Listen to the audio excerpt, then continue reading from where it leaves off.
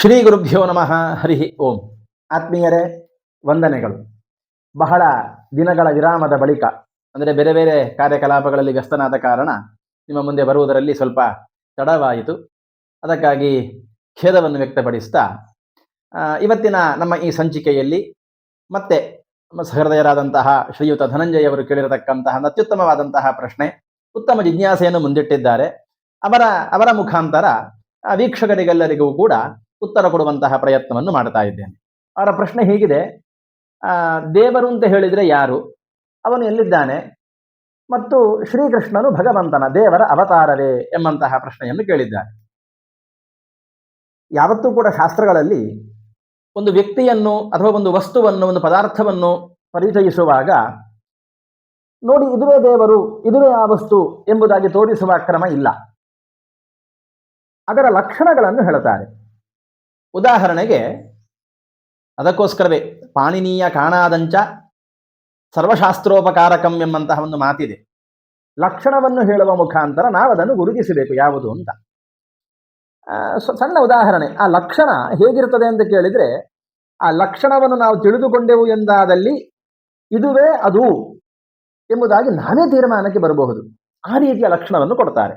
ಉದಾಹರಣೆಗೆ, ಗೋವಿನ ಲಕ್ಷಣ ಏನು ಎಂಬುದಾಗಿ ಕೇಳುವಾಗ, ಕೊಂಬುಳ್ಳದ್ದು ಗೋವು ಹೇಳಿದರೆ ಎಮ್ಮೆಗೂ ಕೊಂಬಿದೆ, ಕೋಣಕ್ಕೂ ಕೊಂಬಿದೆ, ಎತ್ತಿಗೂ ಕೊಂಬಿದೆ, ಜಿಂಕೆಗೂ ಕೊಂಬಿದೆ, ಬೇರೆ ಬೇರೆ ಪ್ರಾಣಿಗಳಿಗೆ ಕೊಂಬಿದೆ ಇರುವುದು ಕಂಡಿದೆ. ಆದ ಕಾರಣ ಕೊಂಬುಳ್ಳದ್ದು ಗೋವು ಅಂತ ಹೇಳಲಿಕ್ಕಾಗೋದಿಲ್ಲ. ಇನ್ನು ಏನೊಂದು ಲಕ್ಷಣ ಕೊಡಬಹುದು. ಈಗ ಬೇರೆ ಬೇರೆ ಯಾವ ಲಕ್ಷಣವನ್ನು ಕೊಟ್ಟರು ಆ ಲಕ್ಷಣ ಬೇರೆ ಬೇರೆ ಇತರ ಪ್ರಾಣಿಗಳಲ್ಲಿ ಕಂಡು ಬಂದಾಗ ಗೋವಿನ ಲಕ್ಷಣವನ್ನು ಹೇಳಿದ ಹಾಗೆ ಆಗೋದಿಲ್ಲ. ಹಾಗಾದರೆ ಗೋವಿನ ಲಕ್ಷಣ ಏನು ಅಂತ ಕೇಳಬೇಕಾದ್ರೆ, ಸಾಸ್ನಾದಿಮಾನ್ ಗೋವು. ಯಾವುದಕ್ಕೆ ಸಾಸ್ನಾದಿಮತ್ವ ಅಂತ ಹೇಳಿದ್ರೆ ತೊಗಲು. ಈ ಗೋವಿನ ಕುತ್ತಿಗೆಯ ಭಾಗದಲ್ಲಿ ಒಂದಿಷ್ಟು ಉದ್ದದ ಚರ್ಮ ನೀಳವಾಗಿ ನೇತಾಡ್ತಾ ಇರ್ತದೆ. ಯಾವ ಗೋವಿನಲ್ಲಿ ಈ ಚರ್ಮದ ತೊಗಲು ಅಂತ ನಾವು ಕನ್ನಡದಲ್ಲಿ ಕರಿತೇವೆ, ಸಂಸ್ಕೃತದಲ್ಲಿ ಶಾಸ್ತ್ರ ಅಂತ ಕರೀತಾರೆ, ಅದು ಇರ್ತದೋ ಅದು ಗೋವು. ಈಗಿನ ನಮ್ಮ ವಿದೇಶಿ ಹಸುಗಳಲ್ಲಿ ಯಾವುದನ್ನು ಜರ್ಸಿ, HF ಅಂತ ಕರೆದ ಅವುಗಳಲ್ಲಿ ಅದು ಇಲ್ಲ. ಆದ ಕಾರಣ ಅದು ನಿಜವಾದ ಗೋವೇ ಅಲ್ಲ ಅಂತ ತೀರ್ಮಾನ ಮಾಡುವುದಿರಲಿ. ಅದು ಉದಾಹರಣೆಯನ್ನು ಕೊಟ್ಟೆ. ಈ ರೀತಿಯಾಗಿ ಲಕ್ಷಣವನ್ನು ಕೊಟ್ಟು ಒಬ್ಬ ವ್ಯಕ್ತಿಯ ಒಂದು ವಸ್ತುವಿನ ಪರಿಚಯವನ್ನು ಶಾಸ್ತ್ರಕಾರರು ಕೊಡ್ತಾರೆ. ನಾನು ನೇರವಾಗಿ ನಿಮಗೆ ದೇವರು ಅಂತ ಹೇಳಿದ್ರೆ ಇದು ಅಂತ ಇವನು ಹೇಳಬಹುದು, ಇಲ್ಲ, ನಾನು ಹಾಗೆ ಹೇಳುವಂತಹ ಕಾರ್ಯವನ್ನು ಮಾಡುವುದಿಲ್ಲ. ನಾನು ಕೂಡ ಶಾಸ್ತ್ರಕಾರರ ರೀತಿಯಲ್ಲಿಯೇ ಮೊದಲಿಗೆ ಲಕ್ಷಣವನ್ನು ಕೊಟ್ಟು ಆಮೇಲೆ ದೇವರು ಯಾರು ನಿಮ್ಮ ಪ್ರಶ್ನೆಗೆ ಉತ್ತರವನ್ನು ಕೊಡುವ ಪ್ರಯತ್ನವನ್ನು ಮಾಡ್ತಾ ಇದ್ದೇನೆ. ದೇವರ ಬಗ್ಗೆ ಹೇಳಬೇಕಾದ್ರೆ ಶಾಸ್ತ್ರದಲ್ಲಿ ಒಂದು ಮಾತನ್ನು ಹೇಳ್ತಾರೆ. ಲಕ್ಷಣವನ್ನು ಹೇಳುವಾಗ, ಅಥೋಶೇಷ ಗುಣೋನ್ನದ್ಧಂ ನಿರ್ದೋಷಂ ಯಾವ ದೇವಹಿ ತಾವದೇವೇಶ್ವರೋ ನಾಮ ತತ್ರ ಭೇದೋಪಿ ನ ಕ್ವಚಿತ್. ಅತಃ ಹಿಂದಿನ ಪ್ರಶ್ನೆಗೆ ಅದು ಅನ್ವಯ. ಅಶೇಷ ಗುಣೋನ್ನದ್ಧಂ, ಅನಂತ ಕಲ್ಯಾಣ ಗುಣಗಳಿಂದ ಉತ್ಕೃಷ್ಟನಾಗಿದ್ದಾನೆ ಭಗವಂತ ಯಾರು ಆಗಿದ್ದಾನೋ. ಅತಃ ಅಶೇಷ ಗುಣೋನ್ನದ್ಧಂ ನಿರ್ದೋಷಂ ಯಾವ ದೇವಹಿ, ನಿರ್ದುಷ್ಟನಾಗಿದ್ದಾನೆ, ದೋಷದ ಲವಲೇಶವೂ ಇಲ್ಲದವನು, ಒಂದು ಸಾಸಿವೆ ಕಾಳಿನಷ್ಟೂ ದೋಷಕ್ಕೆ ಅವಕಾಶ ಇಲ್ಲದವನು ಯಾವನಿದ್ದಾನೋ ತಾವದೇವೇಶ್ವರೋ ನಾಮ, ಅವನನ್ನು ಈಶ್ವರ ಅಂತ ನಾವು ತಿಳ್ಕೊಳ್ಬೇಕು. ಈಶ್ವರ ಎಂಬ ಶಬ್ದಕ್ಕೆ ದೇವರು ಅಂತ ಅರ್ಥ. ಲೋಕರೂಢಿಯಲ್ಲಿ ಈಶ್ವರ ಅಂತ ಹೇಳಿದ ತಕ್ಷಣ ನಮ್ಮ ಬುದ್ಧಿಗೆ ಬರುವಂತಹದ್ದು ಪಾರ್ವತೀಪತಿ, ಗಣಪತಿಯ ತಂದೆ, ಕೈಲಾಸವಾಸಿಯಾದಂತಹ ಜಟಾಜೂಟಧಾರಿಯಾಗಿರತಕ್ಕಂತಹ ನಂದಿ ವಾಹನನಾಗಿರತಕ್ಕಂತಹ ಮಹರುದ್ರ ದೇವರು. ಆದರೆ ಈಶ್ವರ ಶಬ್ದಕ್ಕೆ ಯೋಗ ಅರ್ಥ ಭಗವಂತ, ಸ್ವಾಮಿ, ಒಡೆಯ ಅಂತ ಅರ್ಥ. ಯಾರು ಅನಂತ ಕಲ್ಯಾಣ ಗುಣಗಳಿಂದ ಪರಿಪೂರ್ಣನಾಗಿದ್ದಾನೋ, ಯಾರಲ್ಲಿ ಸಾಸಿವೆ ಕಾಳಿನಷ್ಟೂ ದೋಷಗಳಿಲ್ಲವೋ ಅಂತಹವನನ್ನು ದೇವರು ಎಂಬುದಾಗಿ ನಾವು ಗುರುತಿಸಬೇಕು. ತತ್ರ ಭೇದೋಪಿ ನ ಕ್ವಚಿತ್, ಅವನಲ್ಲಿ ಯಾವುದೇ ರೀತಿಯ ಭೇದಗಳಿಲ್ಲ.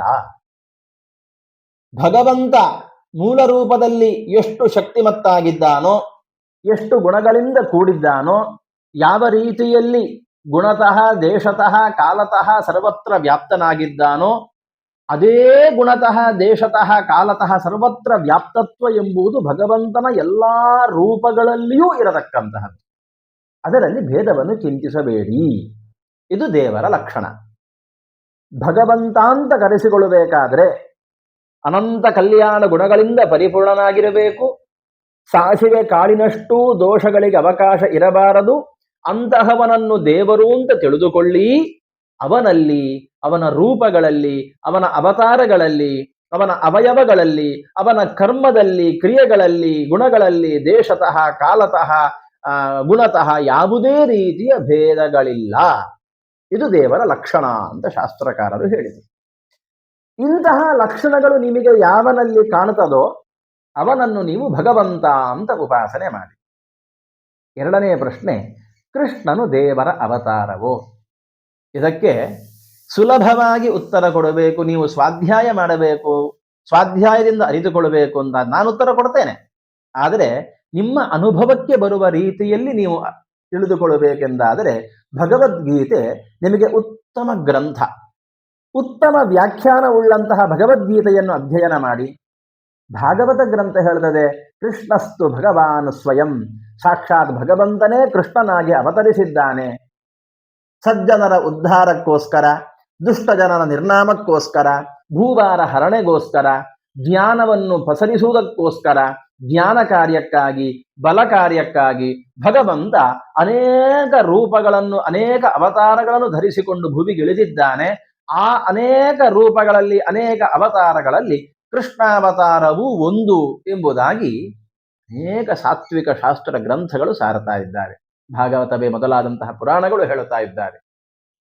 ಇಡೀ ಜಗತ್ತಿಗೆ ಆದರ್ಶ ಗ್ರಂಥ ಅಂತ ಕರೆಸಿಕೊಂಡಿರತಕ್ಕಂತಹ, ಅದ್ಭುತ ಮನಃಶಾಸ್ತ್ರ ಅಂತ ಕರೆಸಿಕೊಂಡಿರತಕ್ಕಂತಹ, ನಮ್ಮೆಲ್ಲರ ಪ್ರತಿಯೊಬ್ಬ ಸನಾತನ ಧರ್ಮೀಯ ಮನೆಯಲ್ಲಿಯೂ ಅವಶ್ಯವಾಗಿರಬೇಕಾದಂತಹ ಒಂದು ಗ್ರಂಥ, ಪ್ರತಿಯೊಬ್ಬ ಸನಾತನಿಯೂ ಅಧ್ಯಯನ ಮಾಡಬೇಕಾದಂತಹ ಒಂದು ಗ್ರಂಥ, ಕೃಷ್ಣ ಉಪದೇಶಿಸಿರತಕ್ಕಂತಹ ಗೀತೆ ಭಗವದ್ಗೀತೆ. ಆ ಭಗವದ್ಗೀತೆಯನ್ನು ಸರಿಯಾಗಿ, ಚೆನ್ನಾಗಿ, ಉತ್ತಮ ವ್ಯಾಖ್ಯಾನವುಳ್ಳಂತಹ ಗ್ರಂಥಗಳನ್ನು ನೀವು ಅಧ್ಯಯನ ಮಾಡಿದಿರಿ ಎಂದಾದಲ್ಲಿ ನಿಮ್ಮ ಪ್ರಶ್ನೆಗೆ ಉತ್ತರ ಖಂಡಿತವಾಗಿಯೂ ನಿಮಗೆ ಅನುಭವ ವೇದ್ಯವಾಗಿ ಸಿಗುತ್ತದೆ. ಇನ್ನು ಭಗವಂತ ಎಲ್ಲಿದ್ದಾನೆ? ದಾಸರಾಯರು ಕೊಂಡಾಡುತ್ತಾರೆ. ದಾಸರು ಯಾರು? ನಮ್ಮ ನಿಮ್ಮಂತೆ ಸಾಮಾನ್ಯ ವ್ಯಕ್ತಿಗಳಲ್ಲ, ಎಲ್ಲರೂ ಅಪರೋಕ್ಷ ಜ್ಞಾನಿಗಳು. ಭಕ್ತಿ ಭಾವದಿಂದ ಭಗವಂತನನ್ನು ಸಾಕ್ಷಾತ್ಕರಿಸಿಕೊಂಡಂತಹ ಜ್ಞಾನಿಗಳು. ಅವರು ಹೇಳ್ತಾರೆ, ಅಣುರೇಣು ತೃಣಕಾಷ್ಠಗಳಲ್ಲಿ ಪರಿಪೂರ್ಣ ಗೋವಿಂದ. ನಮಗೆ ಪ್ರಹ್ಲಾದನ ಕಥೆ ನೆನಪಾಗ್ತದೆ. ದೇವರಿಲ್ಲದಂತಹ ಸ್ಥಳವೇ ಸೃಷ್ಟಿಯಲ್ಲಿ ಇಲ್ಲ.